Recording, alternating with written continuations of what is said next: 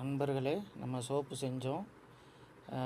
நேற்று தான் வந்து அதை காய வச்சு இப்போ வந்து இந்த மாதிரி ஒரு பெரிய கேக்கு பாக்ஸ் மாதிரி வந்துடும்.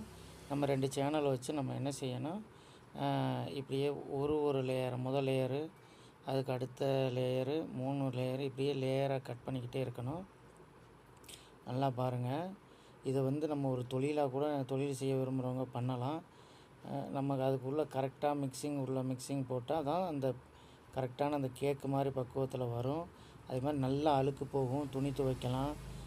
என்ன, துணி துவைக்கிறதுக்கு மட்டும்தான் யூஸ் பண்ணணும். நல்லா அழுக்கு போகும்.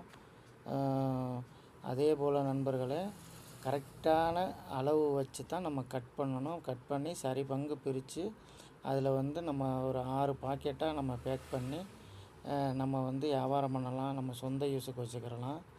என்ன, அதே போல் இது வந்து ஒரு தடவை வாங்கி யூஸ் பண்ணுறவங்க திரும்ப இதை தான் யூஸ் பண்ணுவாங்க.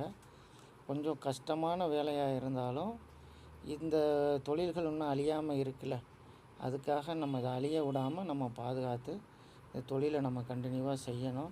தொழில் செய்ய விரும்புகிறவங்களும் இதை பார்த்து எப்படி கட் பண்ணிக்கிறது, இதுக்கு முந்தைய வீடியோவில் போட்டிருக்கிறேன். அந்த வீடியோவை பார்த்து எப்படி நம்ம ஒரு சோப்பு, தேங்காய் எண்ணெய் சோப்பு செய்கிறது அப்படிங்கிறத நம்ம தெரிஞ்சு பயனடைஞ்சுக்குங்க. அதே போல் உங்களுக்கு இதை பற்றி எதுவும் கருத்து வேணும்னாலும் கேட்டுக்குங்க நண்பர்களே.